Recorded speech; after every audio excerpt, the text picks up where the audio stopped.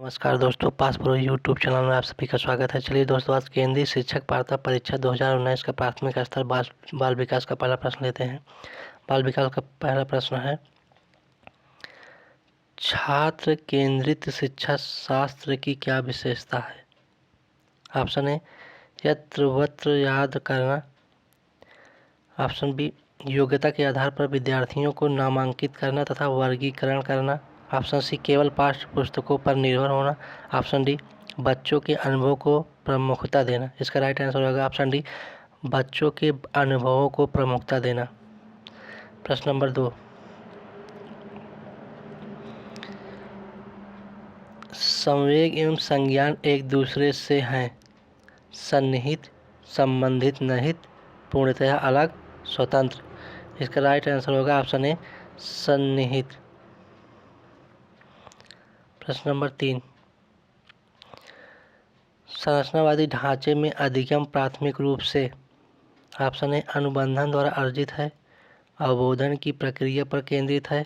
Option C, बाहरी अभिप्रेरणा कम होती है। ऑप्शन डी, आंतरिक अभिप्रेरणा बढ़ती है। इसका राइट आंसर होगा ऑप्शन बी, अवबोधन की प्रक्रिया पर केंद्रित है। प्रश्न नंबर 4,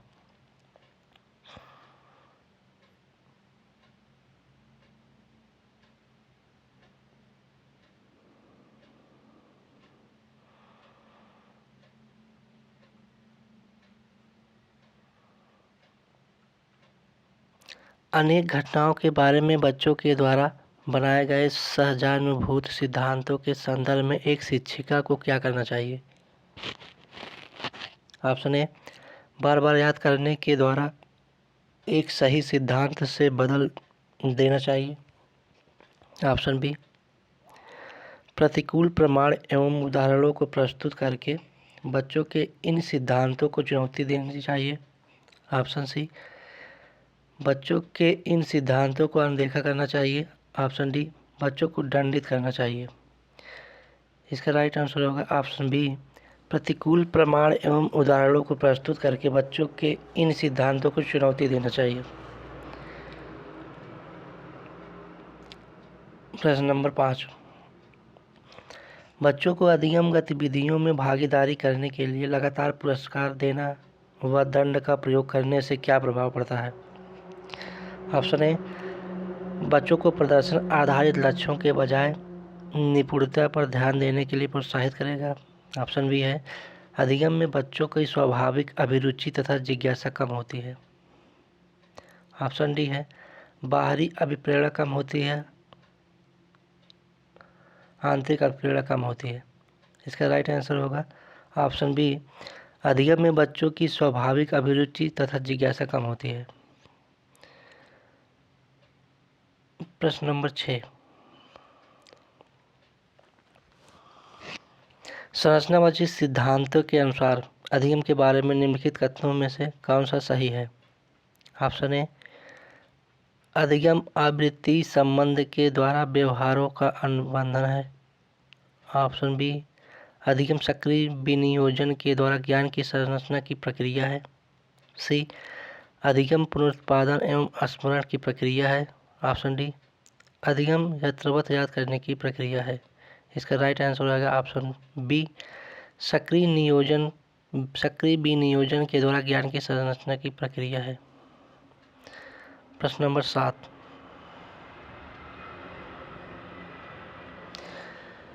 विद्यार्थियों को स्पष्ट उदाहरण एवं गैर उदाहरण देने के क्या परिणाम हैं? यह अवधारणाओं की समझ में अभाव पैदा करता है। ऑप्शन बी, यह अवधारणात्मक समझ के बजाय कार्यविधिक प्रक्रियात्मक ज्ञान पर ध्यान केंद्रित करता है। सी, अवधारणात्मक परिवर्तनों को प्रोत्साहित करने के लिए यह एक प्रभावशाली तरीका है। ऑप्शन डी, यह विद्यार्थियों के दिमाग में भ्रांतियाँ उत्पन्न करता है। इसका राइट आंसर होगा ऑप्शन सी, यह अवधारणात्मक परिवर्तनों को प्रोत्साहित करने के लिए एक प्रभावशाली तरीका है। प्रश्न नंबर 8,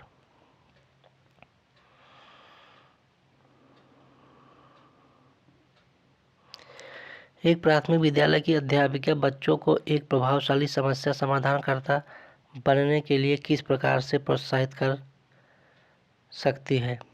ऑप्शन ए गलत उत्तरों को अस्वीकार करके एवं दंडित करके। बी ऑप्शन बच्चों को सहजानुभूत अनुमान लगाने के लिए प्रोत्साहित करके तथा उसी पर आधारित विचार मंथन करके। ऑप्शन सी प्रत्येक छोटे कार्य के लिए भौतिक पुरस्कार देकर। ऑप्शन डी केवल प्रक्रियात्मक ज्ञान पर बल महत्व देकर। इसका राइट आंसर होगा ऑप्शन बी बच्चों को सहजानुभूत अनुमान लगाने के लिए प्रोत्साहित करके तथा उसी पर आधारित विचार मंथन करके। प्रश्न नंबर 9, निम्नलिखित में से कौन सी प्रथाएं सार्थक अधिगम को बढ़ावा देती हैं?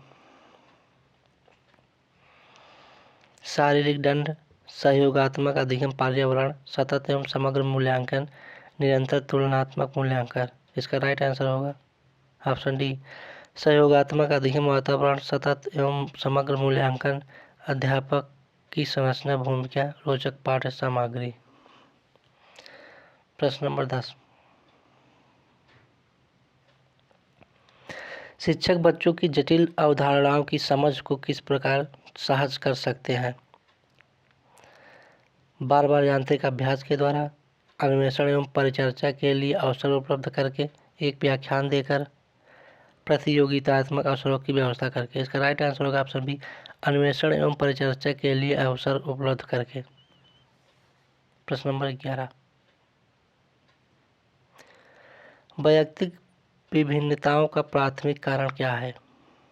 पर्यावरणीय प्रभाव, आनुवंशिकता एवं पर्यावरण के बीच जटिल पारस्परिक क्रिया, लोगों के द्वारा माता पिता से प्राप्त आनुवंशिक संकेत पद्धति कोड। ऑप्शन डी जन्मजात विशेषताएं। इसका राइट आंसर होगा ऑप्शन बी आनुवंशिकता एवं पर्यावरण के बीच जटिल पारस्परिक क्रिया। प्रश्न नंबर 12, निम्नलिखित में से कौन सा द्वितीयक समाजीकरण एजेंसी का उदाहरण है? ऑप्शन ए विद्यालय एवं मीडिया, बी मीडिया एवं पास पड़ोस, सी परिवार पास पड़ोस, डी परिवार एवं मीडिया। राइट आंसर होगा ऑप्शन ए मीडिया, विद्यालय एवं मीडिया। प्रश्न नंबर 13,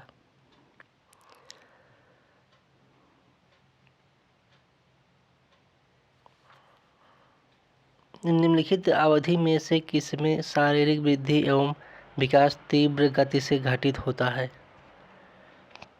मध्य बाल्यावस्था एवं किशोरावस्था, किशोरावस्था एवं वयस्कता, शैशवावस्था एवं प्रारंभिक बाल्यावस्था। ऑप्शन डी प्रारंभिक बाल्यावस्था एवं मध्य बाल्यावस्था। इसका राइट आंसर होगा ऑप्शन सी शैशवावस्था एवं प्रारंभिक बाल्यावस्था। प्रश्न नंबर 14, निम्नलिखित में से कौन सा विकास का सिद्धांत नहीं है?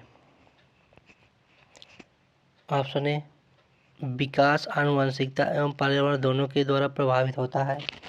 ऑप्शन बी विकास सार्वभौमिक है तथा सांस्कृतिक संदर्भ से प्रभावित नहीं करते। ऑप्शन सी विकास जीवन पर्यंत होता है। ऑप्शन डी विकास परिवर्तन होता है। इसका राइट आंसर होगा ऑप्शन बी विकास सार्वभौमिक है तथा सांस्कृतिक संदर्भ इसे प्रभावित नहीं करते। प्रश्न नंबर 15, कक्षा में परिचर्चा के दौरान एक शिक्षक प्रायः लड़कियों की तुलना में लड़कों पर अधिक ध्यान देता है, या किसका उदाहरण है? ऑप्शन ए जेंडर संबद्धता, ऑप्शन बी जेंडर समरूपता, ऑप्शन सी जेंडर पक्षपात, ऑप्शन डी जेंडर पहचान। इसका राइट आंसर होगा ऑप्शन सी जेंडर पक्षपात। प्रश्न नंबर 16,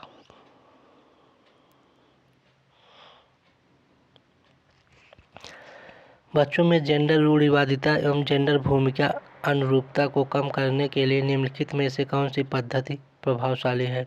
ऑप्शन ए जेंडर पृथक खेल समूह बनाना, बी जेंडर पृथक बैठने की व्यवस्था करना, सी जेंडर पक्षपात के बारे में परिचर्चा करना, डी जेंडर विशिष्ट भूमिकाओं को महत्व देना। इसका राइट आंसर होगा ऑप्शन सी जेंडर पक्षपात के बारे में परिचर्चा करना। प्रश्न नंबर 17, निम्नलिखित में से किस मनोवैज्ञानिक ने बच्चों को ज्ञान के सक्रिय जिज्ञासु के रूप में देखते हुए उनके चिंतन पर सामाजिक एवं सांस्कृतिक विषय वस्तुओं के प्रभाव को महत्व दिया? जीन पियाजे, B Lawrence Kohlberg, C John B Watson, D Lev Vygotsky. इसका राइट आंसर होगा ऑप्शन डी, लेव वाइगोत्स्की। प्रश्न नंबर 18,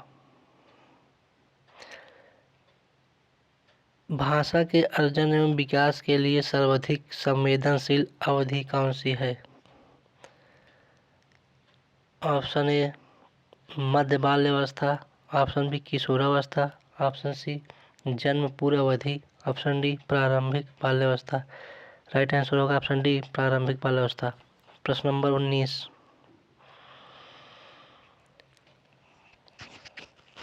निम्नलिखित में से कौन सी लॉरेंस कोहलबर्ग के द्वारा प्रस्तावित नैतिक विकास की एक अवस्था है? मूर्त संक्रियात्मक अवस्था, उद्योग बनाम अधीनता अवस्था, प्रसुप्ति अवस्था, ऑप्शन डी सामाजिक अनुबंध अभिविन्यास। राइट आंसर होगा ऑप्शन डी, सामाजिक अनुबंध अभिविन्यास।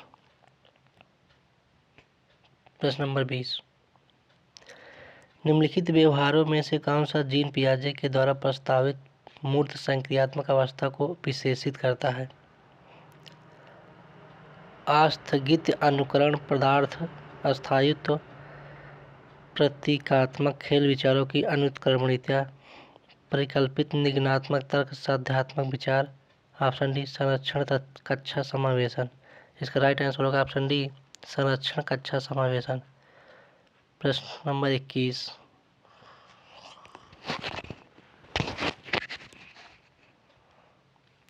बच्चों के संज्ञानात्मक विकास के संदर्भ में निम्नलिखित में से कौन सी पियाजे की संरचना है? अनुबंधन, प्रबलन, स्कीमा, अवलोकन, अधिगम। राइट आंसर होगा ऑप्शन सी स्कीमा। प्रश्न नंबर 22, जिग्सा पहेली को करते समय 5 वर्ष की नजमा स्वयं से कहती है, नीला टुकड़ा कहाँ है? नहीं, यह वाला नहीं, गाढ़े रंग वाला जिससे यह जूता पूरा बन जाएगा। इसी प्रकार की वार्ता को वाइगोत्स्की किस तरह संबोधित करते हैं? ऑप्शन ए ढांचा या पाड़, ऑप्शन बी आत्मकेंद्रित वार्ता, ऑप्शन सी व्यक्तिगत वार्ता, ऑप्शन डी जोर से बोलना। इसका राइट आंसर होगा ऑप्शन सी व्यक्तिगत वार्ता। प्रश्न नंबर 23,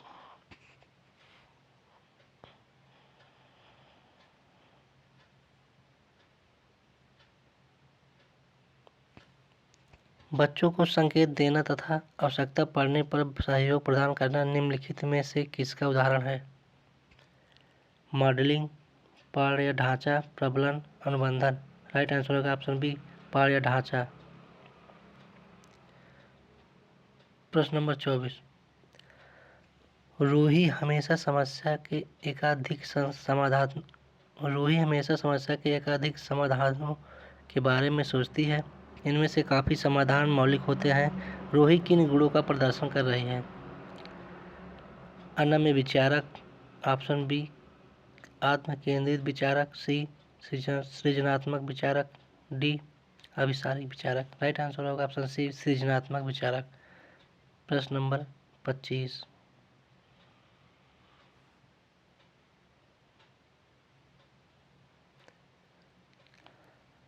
आगमन का प्राथमिक उद्देश्य क्या होना चाहिए? विद्यार्थियों के प्राप्तांकों के आधार पर उनको नामांकित करना, ऑप्शन बी रिपोर्ट कार्ड में उत्तीर्ण या अनुत्तीर्ण अंकित करना, ऑप्शन सी विद्यार्थियों के लिए श्रेणी निश्चित करना, ऑप्शन डी संबंधित अवधारणाओं के बारे में बच्चों की अस्पष्टता तथा भ्रांतियों को समझना।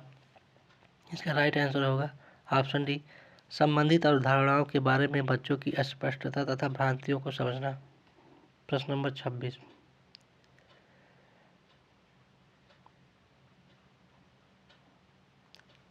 निम्नलिखित कथनों में से कौन सा बुद्धि के बारे में सही है? बुद्धि एक एकात्मक कारक तथा एक एकाकी विशेषक है। ऑप्शन बी बुद्धि बहुआयामी है तथा जटिल योग्यताओं का एक समूह है। ऑप्शन सी बुद्धि एक निश्चित योग्यता है जो जन्म के समय ही निर्धारित होती है। डी, बुद्धि को मानकीकृत परीक्षणों के प्रयोग से सटीक रूप से मापा एवं निर्धारित किया जा सकता है। इसका राइट आंसर होगा ऑप्शन बी, वह बुद्धि बहुआयामी है तथा जटिल योग्यताओं का एक समूह है। प्रश्न नंबर 27, पठन वैकल्य बच्चों के प्राथमिक लक्षण क्या है? धारा प्रवाह पढ़ने की अक्षमता, एक ही गति विषय कार्य को बार बार दोहराना, न्यून अवधान विकार, ऑप्शन डी, अपसारी चिंतन पढ़ने में धारा प्रवाहिता। राइट आंसर होगा ऑप्शन ए, धारा प्रवाह पढ़ने की अक्षमता। प्रश्न नंबर 28, शिक्षा का अधिकार अधिनियम 2009 में उल्लेख की गई समयावधि शिक्षा की अवधारणा निम्नलिखित में किस पर आधारित है? Option A,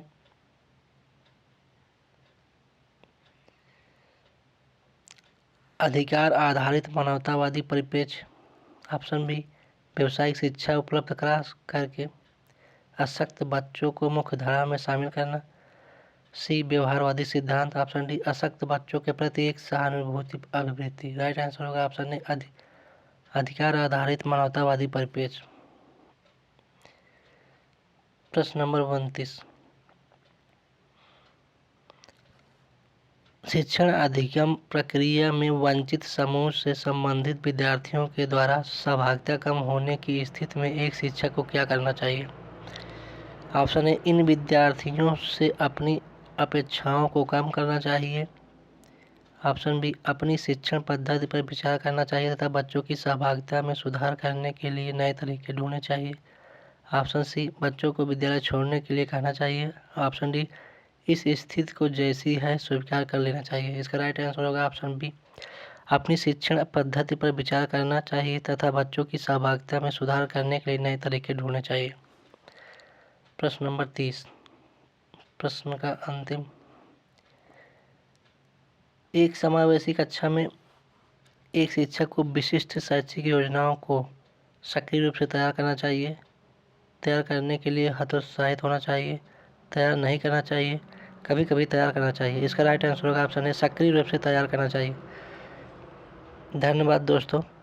please passport YouTube channel को मेरे पासपोर्ट यूट्यूब चैनल को सब्सक्राइब करें, लाइक करें, शेयर करें। जय हिंद दोस्तों।